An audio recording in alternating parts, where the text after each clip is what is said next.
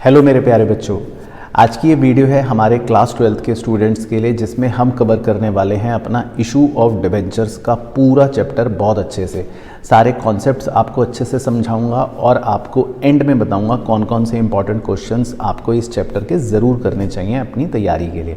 बाकी हमारी वीडियोज़ अगर अच्छी लग रही होंगी तो प्लीज़ चैनल को सब्सक्राइब कर देना, क्योंकि पावरफुल कंटेंट आपके लिए चैनल पर लगातार आ रहा है। बाकी वीडियो में नीचे कमेंट करके मुझे ज़रूर बताना, आपके मन में कोई भी डाउट हो, कोई भी क्वेरी हो, पूरी कोशिश करूँगा उसका रिप्लाई करने की। चलिए तो शुरू करते हैं सर। हमारा चैप्टर है इशू ऑफ डिबेंचर। तो देखो कॉन्सेप्ट क्या है, पहले बेसिक कॉन्सेप्ट समझते हैं। डिबेंचर किसे कहते हैं? अब कोई भी कंपनी जब लोगों से पैसे लेती है तो वो लोगों से कहती है कि आप हमें एक लोन के तौर पर, यानी कि बोरोइंग के तौर पर पैसा दे दीजिए। तो पब्लिक जो होती है वो कंपनी को पैसा देती है। अब पब्लिक कहती है इसके बदले में आप हमें क्या देंगे? तो कंपनी कहती है हम आपको इसके बदले में फिक्स्ड इंटरेस्ट देंगे। तो फॉर एग्जांपल कंपनी ने लोगों से बोरो करा पैसा और उनको बोला कि हम आपके पैसे 5 साल बाद लौटा देंगे और 5 साल तक आपको 10% पर एनम का फिक्स्ड इंटरेस्ट देते रहेंगे। तो ये बातें कंपनी एक कागज़ के टुकड़े पर लिख कर दे देती है और उस कागज़ के टुकड़े को बोलते हैं डिबेंचर, राइट। तो ये पूरा चैप्टर डिबेंचर को इशू करने पर बेस्ड है, यानी कि इस पूरे चैप्टर में कंपनी लोगों से पैसा लेगी और उनको बदले में डिबेंचर इशू करके दे देगी। अब डिबेंचर क्या है, इसकी बेसिक परिभाषा हमने जो लिख रखी है बहुत सिंपल है, थ्योरी के लिए आप लर्न कर सकते हो कि ये एक रिटन डॉक्यूमेंट होता है जिसमें कंपनी एक्नॉलेज करती है कि हमने लोगों से पैसा बोरो करा है, जिसमें प्रिंसिपल को रीपे करना और इंटरेस्ट को रीपे करने के बारे में लिखा जाता है और फिक्स्ड इंटरेस्ट रेट वहाँ पर लोगों को दिया जाएगा। अच्छा, अब इसमें 1 नंबर का एक बड़ा इंपॉर्टेंट थ्योरेटिकल पॉइंट होता है कि कंपनी जो होती है, जो डिबेंचर इशू करती है, उसे एक ट्रस्ट डीड एग्जीक्यूट करनी पड़ती है। अब आप कहोगे सर ट्रस्ट डीड क्या होता है? तो ट्रस्ट डीड बेसिकली क्या होता है कि जो कंपनी है उसको इतने सारे लोगों ने पैसा दिया, तो इतने सारे लोगों की हितों की रक्षा करने के लिए कुछ ट्रस्टीज़ को अपॉइंट किया जाता है और उन ट्रस्टीज़ के साथ कंपनीज जो भी टर्म्स एंड एग्रीमेंट्स साइन करती है या जो भी उसमें बातें लिखती है उन्हें ट्रस्ट डीड कहा जाता है। तो ये जो ट्रस्ट डीड है बेसिकली, इसमें ट्रस्टीज़ और कंपनी के बीच में जो भी मतलब आपस में सलाह मशवरा, टर्म्स एंड कंडीशंस होते हैं वो सब लिखे जाते हैं और ये ट्रस्टीज़ का काम होता है डिबेंचर होल्डर्स के हितों की रक्षा करना। तो ये कॉन्सेप्ट होता है ट्रस्ट डीड का, है ना। तो ये हमको पता होना चाहिए। अब एक और पॉइंट इसमें इंपॉर्टेंट है, हमसे एग्जाम में पूछ सकता है कि डिबेंचर्स कितने प्रकार के होते हैं। तो अगर हम पहले सिक्योरिटी पॉइंट ऑफ व्यू से बात करें तो 2 तरह के डिबेंचर्स हो सकते हैं। एक को बोलते हैं सिक्योर्ड और एक को बोलते हैं अनसिक्योर्ड या नेकेड। अब सिक्योर्ड जो होते हैं वो भी 2 तरह के हो सकते हैं। एक को बोलते हैं विद फिक्स्ड चार्ज और एक को बोलते हैं विद फ्लोटिंग चार्ज। अब इनमें क्या फ़र्क होता है? फॉर एग्जाम्पल कंपनी ने एक SR के नाम के व्यक्ति से लोन लिया और उसको बदले में डिबेंचर दिया, लेकिन SRK ने कंपनी से कहा कि भाई देखो मुझे कुछ सिक्योरिटी भी चाहिए। तो SRK ने कंपनी का जो फर्नीचर है उसको गिरवी रख लिया। अब यहाँ पर हम कहेंगे कि SRK एक सिक्योर्ड डिबेंचर है और क्योंकि उसने एक स्पेसिफिक एसेट की सिक्योरिटी ले रखी है तो हम इसको बोलते हैं फिक्स्ड चार्ज। लेकिन मान लेते हैं जो दूसरा डिबेंचर होल्डर है सल्लू, उसने भी कंपनी को लोन दिया, कंपनी ने उसको भी डिबेंचर इशू करके दिया और उसने भी कंपनी से कहा मुझे भी कुछ सिक्योरिटी चाहिए, लेकिन उसने कंपनी का कोई स्पेसिफिक एसेट नहीं लिया गिरवी रखवा कर। उसने मान लेते हैं बोला कि मैं कंपनी के करंट एसेट्स रखता हूँ। अब करंट एसेट तो कुछ भी हो सकता है, स्टॉक भी हो सकता है, डेटर भी हो सकता है, कुछ भी हो सकता है। तो जब कोई फिक्स्ड पर्टिकुलर स्पेसिफिक एसेट को हम सिक्योरिटी में नहीं देते तब हम इसको बोलते हैं फ्लोटिंग चार्ज। है SRK भी सिक्योर्ड, है सल्लू भी सिक्योर्ड, लेकिन दोनों में फ़र्क क्या है? SRK वाले को बोलते हैं फिक्स्ड चार्ज, सल्लू वाले को बोलते हैं फ्लोटिंग चार्ज। लेकिन एक तीसरा व्यक्ति भी हो सकता है जॉन सीना, जिसने कंपनी को लोन दिया और कंपनी ने उसको भी डिबेंचर इशू करके दिया, पर उसने कंपनी से कोई सिक्योरिटी नहीं लिखी या कोई सिक्योरिटी नहीं ली। तो ऐसे डिबेंचर होल्डर को या ऐसे डिबेंचर को हम कह देते हैं अनसिक्योर्ड या नेकेड डिबेंचर। दूसरा होता है रिडम्पशन पॉइंट ऑफ व्यू से। ये बहुत सिंपल है, एक होते हैं रिडीमेबल डिबेंचर, एक होते हैं इररिडीमेबल डिबेंचर। रिडीमेबल डिबेंचर कौन से हुए? जो कंपनी को रीपे करने पड़ते हैं। और इररिडीमेबल कौन से हुए? जो कंपनी को रीपे नहीं करने, बस कब रीपे करने पड़ेंगे? अगर कंपनी बंद हो गई तो, अदरवाइज उसको कभी भी पैसे वापस लौटाने नहीं पड़ते। हालांकि ये प्रैक्टिकली कॉन्सेप्ट नहीं चलता, क्योंकि भारत के अंदर या वैसे जनरली हमारे सभी डिबेंचर्स रिडीमेबल ही होते हैं, क्योंकि हमें हर डिबेंचर्स के पैसे 5 साल 10 साल बाद या 15 साल बाद लौटाने ही पड़ते हैं। तीसरे होते हैं कन्वर्टेबिलिटी के पॉइंट ऑफ व्यू से। एक होते हैं कन्वर्टेबल डिबेंचर्स जो अपने आप को कुछ सालों बाद शेयर्स में कन्वर्ट कर लेते हैं, और एक होते हैं नॉन कन्वर्टेबल डिबेंचर्स जो शेयर्स में कन्वर्ट नहीं हो सकते। फिर होता है रजिस्ट्रेशन पॉइंट ऑफ व्यू से।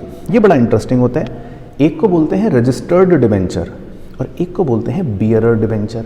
अब दोनों में फ़र्क ये होता है कि कंपनी ने अगर 2 डिबेंचर्स इशू करे, एक सल्लू को एक एसआरके को, लेकिन जो डिबेंचर सल्लू को इशू करा उसमें बाकायदा उस डिबेंचर पर सल्लू का नाम मेंशन कर दिया, तो ऐसे में इसको बोलते हैं रजिस्टर्ड डिबेंचर, क्योंकि पैसा बाद में सल्लू को ही रीपे किया जाएगा। लेकिन मान लेते हैं जो कंपनी ने एसआरके को डिबेंचर इशू करा उसमें किसी भी व्यक्ति का नाम मेंशन नहीं करा। अब ऐसे में उस डिबेंचर का जो होल्डर होता है वही उसका मालिक माना जाता है। तो अगर वो डिबेंचर एसआरके ने आपको दे दिया तो कंपनी आपको मालिक मानेगी, आपने मुझे दे दिया तो कंपनी मुझे मालिक मानेगी। तो ऐसे तरह के डिबेंचरों को हम बोलते हैं बियरर डिबेंचर। तो ये भी 2 डिबेंचर्स के प्रकार हो सकते हैं। चलो, तो थ्योरी के लिए तो बस चैप्टर में इतनी बातों का ही ध्यान रखना है। अब पूरे चैप्टर में अकाउंटिंग जो है वो देखते हैं, और जो बहुत ईजी है, बहुत ही ज़्यादा ईजी है ये चैप्टर। इसीलिए बहुत ईजी है क्योंकि इसकी अकाउंटिंग की अगर हम बात करें तो देखो, मोटा मोटा एक ओवरव्यू देता हूँ आपको। एक कॉन्सेप्ट होता है जिसमें हम डिबेंचर्स इशू करते हैं पब्लिक को फॉर कैश। अब चाहे पार पर इशू करें, चाहे प्रीमियम पर इशू करें, चाहे डिस्काउंट पर इशू करें। अब यहाँ इंपॉर्टेंट बात समझने की ये है कि डिबेंचर्स को अनलाइक शेयर्स हम डिस्काउंट पर भी इशू कर सकते हैं, ये खासियत है। बाकी दूसरा टॉपिक होता है for consideration other than cash. ये बिल्कुल हमारे शेयर्स की तरह ही है। हम प्रमोटर्स को डिबेंचर दे सकते हैं, अंडरराइटर को डिबेंचर्स दे सकते हैं, इनफैक्ट वेंडर्स को डिबेंचर दे सकते हैं। ये कॉन्सेप्ट इसीलिए पूरी तरह से शेयर्स की तरह सेम होता है। तो आप इसमें कहते हो वी आर चैम्प। और तीसरा होता है, कई बार हम डिबेंचर को कोलेटरल सिक्योरिटी के तौर पर इशू करते हैं। वो हम अलग से भी समझेंगे कि कोलेटरल सिक्योरिटी के तौर पर इशू करना किसे बोलते हैं। तो ये डिबेंचर्स को इशू करने के तरीके हो गए। चलो, तो सबसे पहले तो मैं आपको इशू ऑफ डिबेंचर जो कैश का है उसके बेसिक अकाउंटिंग के बारे में बता देता हूँ। हालांकि ये टॉपिक की अकाउंटिंग बहुत ही ज़्यादा सिंपल है। अब आपको कैसे करना है, देखो, आपने इशू ऑफ शेयर्स के अंदर जो भी जर्नल एंट्रीज करी थी, पढ़ी थी, है ना, उसमें आप ये सोचो कि सेम कॉन्सेप्ट अप्लाई होता है। यहाँ पर भी वही एप्लीकेशन, यहाँ पर भी वही अलॉटमेंट, यहाँ पर भी वही कॉल। अब सिर्फ आपको 2 शब्दों को रिप्लेस करना है। वो रिप्लेसमेंट्स क्या हैं? शेयर वर्ड की जगह आपको डिबेंचर लिखना है, और शेयर कैपिटल की जगह परसेंटेज डिबेंचर लिखना है। परसेंटेज डिबेंचर क्वेश्चन में गिवन होता है, किसी क्वेश्चन में होगा 10%, किसी में होगा 8%, वॉटएवर। बाकी सब कुछ सेम है। अब अगर क्वेश्चन में प्रीमियम पर डिबेंचर इशू करते हैं तो हम फिर उस केस में सिक्योरिटी प्रीमियम को क्रेडिट कर देंगे, और अगर हम डिबेंचर को डिस्काउंट पर इशू करते हैं तो आपको ध्यान रखना है फिर हम discount on issue of debenture को डेबिट कर देंगे, है ना। तो ये बात इंपॉर्टेंट है। आइए एग्जाम्पल देखते हैं। पहला एग्जाम्पल बहुत बेसिक है। कंपनी ने 100 रुपये का डिबेंचर इशू करा, 45 रुपी एप्लीकेशन, 55 रुपी अलॉटमेंट। क्या एंट्री करेंगे हम? बहुत ही सिंपल है, bank account debit to debenture application, फिर उसके बाद डिबेंचर एप्लीकेशन टू 12% डिबेंचर, फिर से नेक्स्ट अलॉटमेंट की debenture allotment account debit to percentage debenture, और bank account debit to debenture allotment, बस। इसके बाद देखो एग्जाम्पल 2, इसमें हमने प्रीमियम ले लिया। अब मान लेते हैं 10,000 डिबेंचर्स कंपनी ने इशू करे, 100 रुपये फेस वैल्यू है, और 15 रुपये का कंपनी प्रीमियम डिबेंचर्स पर इशू कर रही है। अब उसका हमने ब्रेकअप ले लिया, 20 रुपये एप्लीकेशन पर है, 40 रुपये अलॉटमेंट पर है, 40 रुपये कॉल पर है, और प्रीमियम का भी बाइफर्केशन कंपनी खुद बताती है, 5 रुपये एप्लीकेशन पर है और 10 रुपये अलॉटमेंट पर है। तो देखो entries very very easy. Bank account debit to debenture application, फिर debenture application debit to 12% debenture, इसमें सिर्फ फेस वैल्यू लिखनी है, और जो प्रीमियम का पोर्शन है उसके लिए आप सिक्योरिटी प्रीमियम को क्रेडिट कर दोगे। फिर अलॉटमेंट पर debenture allotment account debit to 12% debenture, इसमें फेस वैल्यू लिखोगे और प्रीमियम के पोर्शन के लिए टू सिक्योरिटीज प्रीमियम लिख दोगे। बाकी फिर bank to debenture allotment, debenture first call to 12% debenture, फिर bank to debenture first call. ये सब एंट्रीज बिल्कुल बेसिक सेम तरह से हो जाएंगी। अच्छा, थर्ड एग्जाम्पल थोड़ा आप ध्यान से देखना। अब अगर डिबेंचर्स को कंपनी डिस्काउंट पर इशू करती है तो अगेन फेस वैल्यू इज 100, जिसका ब्रेकअप है 40 एप्लीकेशन 60 अलॉटमेंट, लेकिन डिस्काउंट अलग से है 15 रुपी। और वो डिस्काउंट कब लगाती है कंपनी, वैसे तो क्वेश्चन बताता है, मान लेते हैं कंपनी ने 15 रुपये का डिस्काउंट अलॉटमेंट के टाइम पर दिया। तो देखो एंट्री एप्लीकेशन की तो simple, bank account debit to debenture application, फिर डिबेंचर एप्लीकेशन टू 12% डिबेंचर। लेकिन अलॉटमेंट के टाइम पर आप ध्यान से देखना, जब कंपनी एंट्री रिकॉर्ड करेगी तो डिबेंचर अलॉटमेंट अकाउंट डेबिट में सिर्फ 45 रुपये लिखेगी और 15 रुपये का जो डिस्काउंट इशू पर दिया वो कंपनी के लिए कैपिटल लॉस होता है, नुकसान होता है ना, इसीलिए उसको हम डेबिट करते हैं और अकाउंट का नाम आता है discount on issue of debenture account debit. तो बस वो डेबिट हो गया, 2% डिबेंचर फुल फेस वैल्यू 60 रुपये, और उसके बाद bank account debit to debenture allotment 45, मतलब फिर सब कुछ नॉर्मल रहेगा। बाकी calls in arrear, calls in advance, pro rata, वो सब चीज़ें डिबेंचर्स में सेम होती हैं जैसे आपने शेयर्स के अंदर देखी है ना। तो उसकी एंट्रीज भी सेम है, कॉन्सेप्ट भी सेम है, वर्किंग भी सेम है, तो दोबारा से अलग से आपको पढ़ने की भी ज़रूरत नहीं है। शेयर्स में आप अच्छे से पढ़ोगे तो सेम कॉन्सेप्ट यहाँ पर अप्लाई हो जाएगा। चलो, अब आता है इंपॉर्टेंट नया टॉपिक इसमें, जिसमें कंपनी डिबेंचर्स को इशू करती है एज कोलेटरल सिक्योरिटी। अब ये कॉन्सेप्ट क्या है, ध्यान से सुनना, इसका कॉन्सेप्ट भी आपको पता होना चाहिए। इसमें होता है कि कंपनी बैंक से एक लोन लेती है और बदले में बैंक को बोलती है कि हम आपको 10% इंटरेस्ट देंगे। अब बैंक जो होता है इस चीज़ के बदले में, लोन के बदले में कंपनी से कुछ सिक्योरिटी लेता है। अब मान लेते हैं बैंक ने बिल्डिंग, फर्नीचर, स्टॉक, डेटर, ये सब चीज़ों की सिक्योरिटी रखी, इसको बोलते हैं प्रिंसिपल या प्राइम सिक्योरिटी। पर इसके अलावा भी कभी कभी बैंक बोलता है मुझे सेकेंडरी सिक्योरिटी के तौर पर भी कुछ दो, तो कंपनी मान लेते हैं अपने 10 लाख रुपए के डिबेंचर्स दे देती है बैंक को। लेकिन आप ये ध्यान रखना, ये जो डिबेंचर्स इशू करती है कंपनी, ये एक नकली या कच्चा इशू है। मतलब बैंक सिर्फ गिरवी रख रहा है डिबेंचर अपने पास, इस डिबेंचर पर कभी भी कोई इंटरेस्ट कंपनी नहीं पे करेगी। ये सिर्फ इस बात का प्रमाण होता है कि कल को अगर कंपनी ने लोन के पैसे वापस नहीं करे तो फिर बैंक इन डिबेंचर्स को असली बना लेगा या इन डिबेंचर्स को इशू करवाकर असली मान लेगा। तो ये सिर्फ सिक्योरिटी के तौर पर ही डिबेंचर्स दिए जाते हैं, इसीलिए इन डिबेंचर्स पर कभी भी आप इंटरेस्ट मत देना, इस बात का विशेष ध्यान रखना। अब इसकी अकाउंटिंग कैसे करते हैं? वैसे तो 2 तरीके होते हैं, लेकिन हम लोग सेकंड मेथड ही फॉलो करते हैं। पहला तरीका होता है जब बैंक से हम लोन लेते हैं, उसकी एंट्री तो यूनिवर्सल है, bank account debit to loan account. तो बैंक से कंपनी ने लोन लिया 5 लाख का, लेकिन जब डिबेंचर्स इशू करती है कंपनी कोलेटरल सिक्योरिटी के तौर पर, तो मेथड 1 में तो खैर इसकी कोई एंट्री नहीं होती लॉजिकली, लेकिन हम मेथड 2 फॉलो करते हैं। तो हम एक हाइपोथेटिकल एंट्री करते हैं। एंट्री होती है डिबेंचर सस्पेंस अकाउंट डेबिट। ये एक फिक्टिशियस एसेट है और 10 लाख रुपए के डिबेंचर्स थे तो इसलिए अमाउंट होता है 10 लाख। 2% debenture account 10 lakh. तो हम 10 लाख रुपए के डिबेंचर्स इशू करने की एक नकली एंट्री कर रहे हैं, हालांकि डिबेंचर असली में इशू नहीं हुआ, लेकिन फिर भी हम एक नकली एंट्री कर देते हैं। बस ये एंट्री याद रखनी है आपको, debenture suspense account debit 2% debenture account. अब इसका इफेक्ट क्या है बैलेंस शीट के नज़रिए से, और इसको हम प्रेजेंट कैसे करते हैं, पहले देसी बैलेंस शीट के नज़रिए से अगर समझाऊं तो डिबेंचर जो इशू करे वो लाइबिलिटी में आ गए 10 लाख के, और डिबेंचर सस्पेंस हमारा एक फिक्टिशियस एसेट होता है, वो एसेट में आ गया, है ना। लेकिन हम ऐसे बैलेंस शीट तो नहीं बनाते, तो हम इसको मतलब जब क्वेश्चन आपको दिखाऊंगा तब एक्चुअल बैलेंस शीट में कैसे शो करना है वो प्रेजेंटेशन तब आपको बताऊंगा। अब इसके बाद जो एक टॉपिक है वो 100% एग्जाम में आएगा ही आएगा, इसकी तो क्वेश्चंस की प्रैक्टिस ज़रूर करके जाना है, इसको मत छोड़ना। इस टॉपिक का नाम है issue of debenture from redemption point of view. अब देखो इसमें कॉन्सेप्ट ये है कि हम डिबेंचर्स इशू करते हैं आज, यानी कि हम लोगों से पैसा लेते हैं और उनको डिबेंचर्स इशू करते हैं, लेकिन हमें ये पता होता है कि इन डिबेंचर्स को हमें 4 या 5 या 10 साल बाद रीपे भी करना है। अब यहाँ पर एक बड़ा ही इंपॉर्टेंट क्लासिकल पॉइंट है कि जब कंपनी डिबेंचर्स को रीपे करती है उसको बोलते हैं रिडीम करना।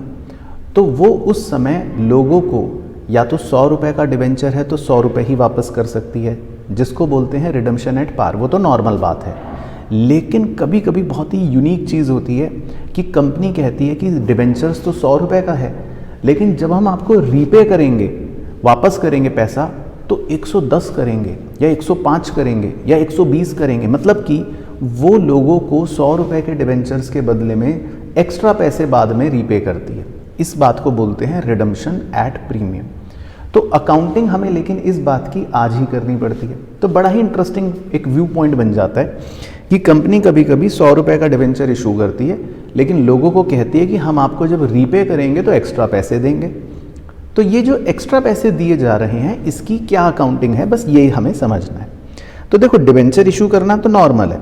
फॉर एग्जाम्पल, अगर हम पहले इस कॉन्सेप्ट को समझें कि जिसमें कंपनी 100 रुपये का डिबेंचर है और वो 100 रुपये ही रीपे कर रही है, तो इसमें तो कहीं भी कोई भी हमारी अकाउंटिंग पे चेंज नहीं पड़ेगा।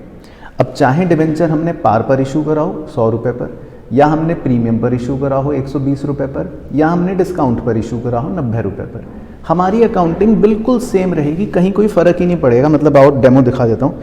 हमारी वही एंट्री रहेंगी जो हमने करी। एक है bank account debit to debenture application and allotment. इसमें हम इशू प्राइस लिख लेंगे। पहले केस में 100, दूसरे केस में 120, तीसरे केस में 90। और फिर उसके बाद डिबेंचर एप्लीकेशन अकाउंट डेबिट जो भी है, डिस्काउंट ऑन इशू जो भी है, 2% डिबेंचर में तो फेस वैल्यू 100, और अगर प्रीमियम पर इशू करा तो 2 सिक्योरिटी प्रीमियम।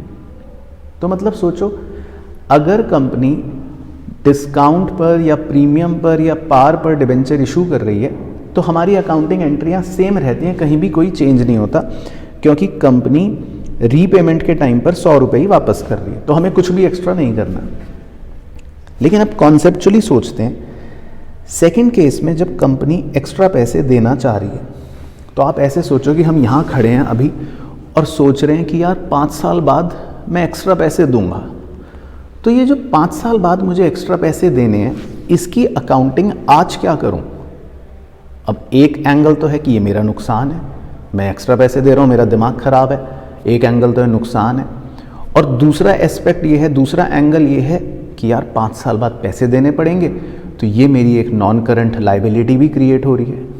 तो हम ये दोनों एस्पेक्ट्स को रिकॉर्ड करते हैं। एक एंगल कहता है भाई नुकसान है, और दूसरा एंगल कहता है कि भाई तुम्हारी लाइबिलिटी है नॉन करंट। तो अब देखो सेकंड केस, जब हम रिडम्पशन प्रीमियम पर करने की बात करते हैं, जब हम कहते हैं कि हम फ्यूचर में एक्स्ट्रा पैसे देंगे, तो अब देखो, अब यहाँ पर मैंने अलग अलग केस बनाए हैं। जैसे पहले केस में आप लास्ट वाला बक्सा देखना, पहले केस में मैं 125 रुपये देने की बात कर रहा हूँ, दूसरे केस में 110 रुपये देने की बात कर रहा हूँ, तीसरे केस में 115 रुपये देने की बात कर रहा हूँ, और जबकि डिबेंचर की फेस वैल्यू है 100। तो यानी पहले केस में 25 रुपये एक्स्ट्रा दे रहा हूँ, दूसरे केस में 10 रुपये एक्स्ट्रा दे रहा हूँ, तीसरे केस में 15 रुपये एक्स्ट्रा दे रहा हूँ। हमेशा फेस वैल्यू से कंपेयर करने, ये ध्यान रखना है। तो इस एक्स्ट्रा की एंट्री क्या करूँ आज, ये है मुद्दा। तो देखो, वही एंगल अकाउंटिंग में कैसे रिकॉर्ड करते हैं। मैं जो भी एक्स्ट्रा पैसे देता हूँ, जैसे पहले केस में 25 रुपये एक्स्ट्रा दे रहा हूँ, दूसरे केस में 10 रुपये एक्स्ट्रा दे रहा हूँ, तीसरे केस में 15 रुपये एक्स्ट्रा दे रहा हूँ, तो इस एक्स्ट्रा की अकाउंटिंग हम क्या करते हैं वो दिखाता हूँ। पहले एक्स्ट्रा की अकाउंटिंग दिखा देता हूँ। हम एक तो लॉस जो है, नुकसान, उसको डेबिट में रिकॉर्ड करते हैं। तो आप अगर ध्यान से ऑब्जर्व करो, loss on issue of debenture account आपको डेबिट होता हुआ नजर आएगा। पहले केस में देखो 25 रुपये एक्स्ट्रा है, दूसरे केस में 10 रुपये एक्स्ट्रा दे रहा था, और तीसरे केस में 15 रुपये एक्स्ट्रा दे रहा था। तो ये तो हो गया डेबिट एस्पेक्ट।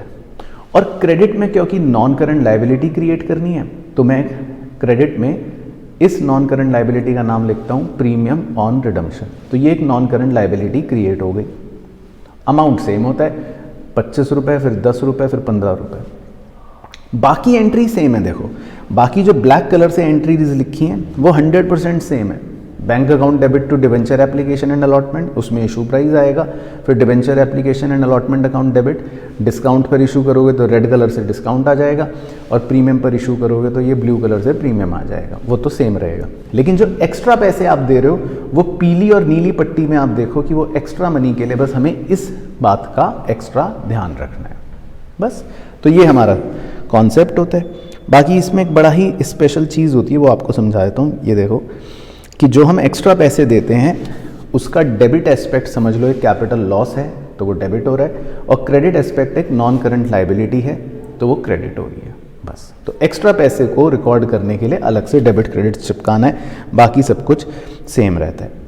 अब लास्ट केस जो होता है वो बड़ा ही स्पेशल केस है। आई होप ये भी आपको याद होगा कई बच्चों को, तो कि अगर हम डिस्काउंट पर डिबेंचर इशू कर रहे हैं और लॉस ऑन इशू भी हमारा 15 रुपये का हो रहा है, तो डिस्काउंट अलग से 10 रुपये लिख रहे हैं, लॉस अलग से 15 रुपये लिख रहे हैं, तो नियम ये होता है कि हम डिस्काउंट को ही लॉस में मर्ज कर देंगे और डिस्काउंट अब 10 रुपये लिखने की ज़रूरत नहीं है, और लॉस की ही फिगर हम कितनी बना देंगे, 15 और 10 को जोड़कर 25 रुपये।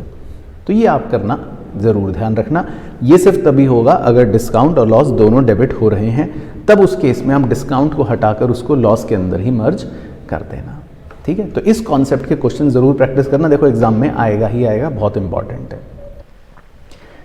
अब इसके बाद एक छोटा सा कॉन्सेप्ट है इसी लॉस को लेकर कि ये जो लॉस ऑन इशू या ये जो डिस्काउंट ऑन इशू होता है इसको राइट ऑफ कैसे करते हैं। राइट ऑफ का मतलब होता है बच्चों कि हमने ऊपर इसको देखो डेबिट करा था, यानी कि बुक्स में उसको रिकॉर्ड करा, अब उसको हमें क्रेडिट करना है और क्रेडिट करके बुक से हटाना है। इस प्रक्रिया को बोलते हैं राइट ऑफ करना। अब मान लो हमारा लॉस या डिस्काउंट है 100 रुपये का, तो अब ये 100 रुपये हम कहाँ से यूज़ कर सकते हैं, तो इसके लिए बड़ा सिंपल नियम है। सबसे पहले तो हम अपने सिक्योरिटीज़ प्रीमियम का यूज़ कर सकते हैं। अब मान लो आपके पास सिक्योरिटीज़ प्रीमियम है 60 रुपये का, तो आप सिक्योरिटी प्रीमियम को डेबिट कर दो 60 रुपीज़, और अब उसके बाद जो बचे हुए 40 रुपीज़ हैं वो आप अपने स्टेटमेंट ऑफ P&L को डेबिट कर सकते हो। तो बेसिकली लॉस या डिस्काउंट को राइट ऑफ करने के लिए हम दो चीज़ों का इस्तेमाल कर सकते हैं, एक सिक्योरिटी प्रीमियम का और एक स्टेटमेंट ऑफ P&L का, है ना। तो ये बेसिकली एंट्री अपने आप बन गई, securities premium debit, statement of P&L debit to loss या डिस्काउंट ऑन इशू को राइट ऑफ कर दिया। चलो फिर आता है एक कॉन्सेप्ट जो एग्जाम में हमसे पूछ सकता है और जिसमें कैलकुलेशन भी इन्वॉल्व होती है, इसको बोलते हैं इंटरेस्ट ऑन डिबेंचर। अब ये इंटरेस्ट ऑन डिबेंचर क्या होता है, तो देखो इंटरेस्ट ऑन डिबेंचर का कॉन्सेप्ट है कि कंपनी ने डिबेंचर इशू करे और डिबेंचर होल्डर को दिए। अब इन डिबेंचर्स पर एक फिक्स्ड इंटरेस्ट होता है जिसको हम कूपन रेट बोलते हैं। तो ये इंटरेस्ट जो होता है ये कंपनी के लिए एक चार्ज अगेंस्ट प्रॉफिट है, मतलब कंपनी को देना ही देना पड़ता है। और इंटरेस्ट हमेशा ना टोटल फेस वैल्यू पर कैलकुलेट होता है, ये बात ध्यान रखनी है, इशू प्राइस पर कैलकुलेट नहीं होता। और एक चीज़ जो पहले भी बताई थी वो दोबारा सुन लेते हैं, अगर डिबेंचर्स आपने कोलेटरल सिक्योरिटी में इशू करें, उन वाले डिबेंचर्स पर इंटरेस्ट नहीं पे करना, क्योंकि वो तो कच्चे डिबेंचर्स हैं, नकली डिबेंचर्स हैं, है ना। अब इसकी अकाउंटिंग देखो कैसे होती है, बहुत ईजी है। सबसे पहले तो हम debenture interest account debit to debenture holder लिखते हैं, यानी कि इसको बोलते हैं हमने अमाउंट ड्यू कर दिया, और फिर debenture holder account debit to bank लिख लेते हैं। इसका मतलब होता है हमने डिबेंचर इंटरेस्ट पे कर दिया। तो पहले ड्यू फिर पे। फिर डिबेंचर इंटरेस्ट जो होता है वो हमारा एक एक्सपेंस है, तो हम उसको ईयर के एंड पे अपने P&L में ट्रांसफ़र कर देते हैं। उसकी एंट्री हो गई P&L account debit to debenture interest. तो मोटा मोटा 3 एंट्रीज के अंदर हमारा इंटरेस्ट का काम हो जाता है। अब आपको एक आखिरी टॉपिक पर लेकर चल रहा हूं जो इंपॉर्टेंट है, लेकिन ये टॉपिक आपको कब पढ़ना है, जनरली जब आप फाइनेंशियल स्टेटमेंट ऑफ कंपनी जो है 3rd बुक उसका 1st चैप्टर पढ़ चुके हो। लेकिन क्योंकि मैं तो अभी करवा रहा हूं तो अभी दोबारा समझा दे रहा हूं कि भाई डिबेंचर्स को बैलेंस शीट में कैसे शो करते हैं, है ना। तो देखो डिबेंचर्स को बैलेंस शीट में शो करने के 3 अलग अलग केसेस होते हैं। क्या क्या, पहला तो ये कि भाई हम उसको लॉन्ग टर्म बोरोइंग्स में भी शो कर सकते हैं, और दूसरा ये कि हम उसको शॉर्ट टर्म बोरोइंग्स में भी शो कर सकते हैं। लेकिन कब क्या करेंगे टोटल 3 केसेस हैं, ध्यान से देखना। पहला केस तो बहुत सिंपल है कि आपने डिबेंचर्स इशू करे और उन्हें हम 3 साल के बाद रिडीम करेंगे। तो आप 31 मार्च को जब बैलेंस शीट बनाओगे तब उन डिबेंचर्स को कहाँ शो करोगे, है ना। तो देखो आपने डिबेंचर इशू करे, 1 साल बाद बैलेंस शीट बनानी है और आप उनको अभी 2 साल बाद रीपे करने वाले हो। तो जब आपको पता है, व्हेन यू नो कि भाई मुझे तो अभी 2 साल बाद रीपे करना है, तो ये मेरे लिए एक नॉन करंट लाइबिलिटी है, तब हम इन डिबेंचर्स को लॉन्ग टर्म बोरोइंग्स के अंदर शो करते हैं। अब देखना केस 2 डिफरेंस। केस 2 में हमने डिबेंचर्स इशू करे 1 अप्रैल 2024 को, जिसे हम 31 जनवरी 2027 को रिडीम करेंगे और 31 मार्च की बैलेंस शीट पर कह रहा है कि उसको बनाकर दिखाओ, और ब्रैकेट में लिख दिया ऑपरेटिंग साइकिल है 24 महीने की। देखो बड़ा ही क्लासिक केस है, इसका आप स्क्रीनशॉट भी ले सकते हो, ये एग्जाम के लिए इंपॉर्टेंट है। तो अब देखो हमने 1 अप्रैल को डिबेंचर्स इशू करे और 31 मार्च को हम बैलेंस शीट बना रहे हैं। अब क्योंकि मेरी ऑपरेटिंग साइकिल है 24 महीने की, जो मैंने ब्लू कलर से ऐसा एक बना रखा है टाइम स्केल, तो हमारी ऑपरेटिंग साइकिल अगर 24 महीने की है और हमें रीपेमेंट करनी है डिबेंचर्स की 31 जनवरी को, यानी 22 महीने के बाद, तो now you have to know the operating cycle concept कि अगर आपको कोई भी liability within the operating cycle पे करनी है तो वो करंट लाइबिलिटी मानी जाती है। तो अब ये डिबेंचर्स हमें जो रीपे करने हैं ये हमारे लिए करंट लाइबिलिटी है एक प्रकार से। तो अब हम इन्हें लॉन्ग टर्म बोरोइंग में नहीं शो करेंगे, अब हम इनको शो करेंगे शॉर्ट टर्म बोरोइंग्स में। ठीक है, तो ये बात याद रखनी है, ये इसीलिए इंपॉर्टेंट है। और थर्ड केस तो सबसे ज़्यादा इंपॉर्टेंट है, इसका भी स्क्रीनशॉट ले लेना। इसमें कुछ इस तरह की लैंग्वेज होगी कि आपने डिबेंचर्स इशू कर दिए हैं ऑन 31 मार्च 2024, जिसमें से 1000 डिबेंचर्स तो 31 मार्च 2026 को रिडीम होंगे और 9000 डिबेंचर्स उसके एक साल बाद रिडीम होंगे। तो यानी कि आप खड़े हो येलो कलर वाले दिन, जिसमें 1000 डिबेंचर्स तो अगले साल रीपे होंगे और 9000 डिबेंचर्स उसके भी और अगले साल रीपे होंगे। तो आप येलो कलर वाले आदमी बन के सोचो, 1000 डिबेंचर्स एक साल बाद रीपे करने हैं और 9000 डिबेंचर्स 2 साल बाद रीपे करने हैं। तो 1000 डिबेंचर्स को हम करंट मानेंगे और 9000 डिबेंचर्स को नॉन करंट मानेंगे। तो इसीलिए देखो यहाँ पर बाइफर्केशन कैसे शो होगा, 9000 डिबेंचर्स को हम लॉन्ग टर्म बोरोइंग में शो करेंगे और 1000 डिबेंचर्स जो हैं उनको पता है एक अलग हेडिंग में शो करते हैं। वो हेडिंग आपको याद रखनी है, उसको बोलते हैं, ये रट लेना इसीलिए हाथ का निशान बनाया हुआ है, current मैच्योरिटीज of long term debt. इस हेडिंग के अंदर, मतलब शॉर्ट टर्म बोरोइंग में इस सब हेडिंग के अंदर शो करेंगे। तो 1000 डिबेंचर शॉर्ट टर्म और 9000 डिबेंचर लॉन्ग टर्म। तो ये बेसिकली डिबेंचर्स का बैलेंस शीट प्रेजेंटेशन आना चाहिए, ये भी बड़ा इंपॉर्टेंट होता है। अब आपको सारे क्वेश्चंस बता देता हूँ किस वैरायटी के करने, इंक्लूडिंग जिसमें कोलेट्रल वगैरह सब कुछ है बैलेंस शीट, वो आप मार्क कर लेना। तो इसमें आप सिंपल क्वेश्चन पहले एक 4 मार्क कर सकते हो, बेसिक है डिबेंचर्स इशू करने का, इससे आपको बेसिक इशू आ जाएगा। इसके बाद आप एक क्वेश्चन नंबर 10 मार्क कर लेना, इससे आपको पता लग जाएगा कि भाई अंडर सब्सक्रिप्शन का वो सेबी वाला नियम है 90%, वो हमें मतलब करना है, बाकी क्वेश्चन सिंपल है।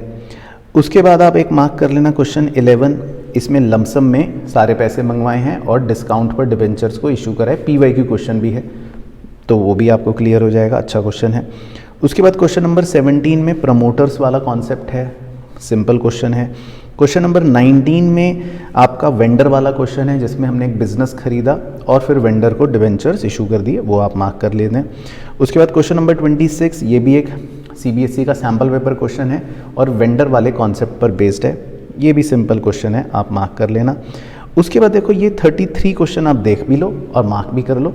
इसमें कोलेटरल सिक्योरिटी वाला बेसिकली कॉन्सेप्ट है, हमने 5 लाख का लोन लिया है स्टेट बैंक ऑफ इंडिया से और 7.5 लाख रुपए के डिबेंचर्स इशू करे हैं, है ना, और दोनों मेथड से शो करना है। तो पहला मेथड तो चलो पता ही है आपको, उसमें तो नो एंट्री हो जाती है डिबेंचर्स की, लेकिन सेकंड केस में हमने वो नकली एंट्री कर दी, debenture suspense to 10% debenture 7.5 lakh. अब बैलेंस शीट में इसको कैसे दिखाते हैं वो आप देख सकते हो, बेसिकली ये प्रेजेंटेशन इंपॉर्टेंट है, एग्जाम में आता है। तो मेन हेडिंग आ गई इक्विटी एंड लाइबिलिटीज, उसके नीचे आ गया non current liability, sub heading आ गई long term borrowing, note number आ गया 1। इसमें अब नोट नंबर 1 कैसे बनाना है वो अच्छे से इसका स्क्रीनशॉट ले लो, इसको रट के जाना है। लॉन्ग टर्म बोरोइंग हेडिंग डालनी है, उसमें 2 चीज़ें शो करते हैं, A और B। A में तो लिखना है लोन फ्रॉम SBI, जो आपने 5 लाख का लोन लिया, लेकिन उसके ब्रैकेट में जो पर्पल कलर की इंग्लिश है वो रटी हुई होनी चाहिए कि भाई ये लोन जो है secured by way of issue of 10% debentures as collateral security. और फिर हमें B पॉइंट, बड़ा ही इंटरेस्टिंग पॉइंट शो करना है, जो 10% डिबेंचर्स हैं 7.5 लाख के पहले वो शो करना है और उसी में से लेस करके शो करना है डिबेंचर सस्पेंस अकाउंट 7.5 लाख का। तो बस वो आपस में कट के निल ही हो जाता है, लेकिन बस हमें शो करने के लिए ड्रामा करना पड़ता है। तो कोलेटरल सिक्योरिटी में डिबेंचर की प्रेजेंटेशन बैलेंस शीट में इस तरह से करनी है। बाकी फिर वो रिडम्पशन वाले क्वेश्चंस हैं, सिंपल। क्वेश्चन नंबर 35 ये आप मार्क कर सकते हो, PYQ है ना, जिसमें एक्स्ट्रा मनी दे रहे हैं। 36 इसमें भी देखो लॉस ऑन इशू और प्रीमियम आ गया। वो ये कॉन्सेप्ट्स के प्रैक्टिस के लिए है। बाकी कुछ क्वेश्चंस आप डिबेंचर इंटरेस्ट के लिए कॉम्प्रिहेंसिव क्वेश्चन मार्क कर सकते हो। 45 क्वेश्चन ये एक अच्छा क्वेश्चन है, इसमें आपको डिबेंचर इंटरेस्ट की भी एंट्री करनी है और साथ साथ इशू की भी एंट्री करनी है, तो इसमें दोनों कॉन्सेप्ट मतलब आपको दिख जाएंगे। इसी तरह 47 क्वेश्चन आप मार्क कर सकते हो, इसमें डिस्काउंट पर इशू करा डिबेंचर और डिस्काउंट को राइट ऑफ कर दिया। उसके बाद क्वेश्चन 52 भी कर सकते हो, इसमें भी लॉस राइट ऑफ करने की एंट्री है और लॉस का अकाउंट भी क्वेश्चन ने का बनाकर दिखा दो। तो लेजर अकाउंट भी हमसे मांग सकता है, तो लेजर अकाउंट अगर मांगे तो बस जो भी एंट्रीज आप करते हो उसी का लेजर बनाकर दिखा दो। बाकी क्वेश्चन 39 ये PYQ है, तो इसीलिए इसको मार्क कर लो। इसमें आपको वो कॉन्सेप्ट्स क्लियर हो जाएंगे जो रिडम्पशन पॉइंट ऑफ व्यू वाले केसेस आते हैं, वो किस तरह के आते हैं, है ना। बस तो कुल मिलाकर मतलब ये क्वेश्चंस हैं जो आप मार्क कर सकते हो और आपका कंप्लीट डिबेंचर सही हो जाएगा। तो आई होप वीडियो आपको सही लगी होगी और इस वीडियो में सारे कॉन्सेप्ट्स आपके अच्छे से रिवाइज हो गए होंगे। बाकी अच्छे से प्रैक्टिस करना और नेक्स्ट वीडियो में आपको इसी तरह से एक और यूज़फुल चैप्टर करवाऊंगा। तब तक के लिए अपना ध्यान रखना, मस्त रहना और स्वस्थ रहना।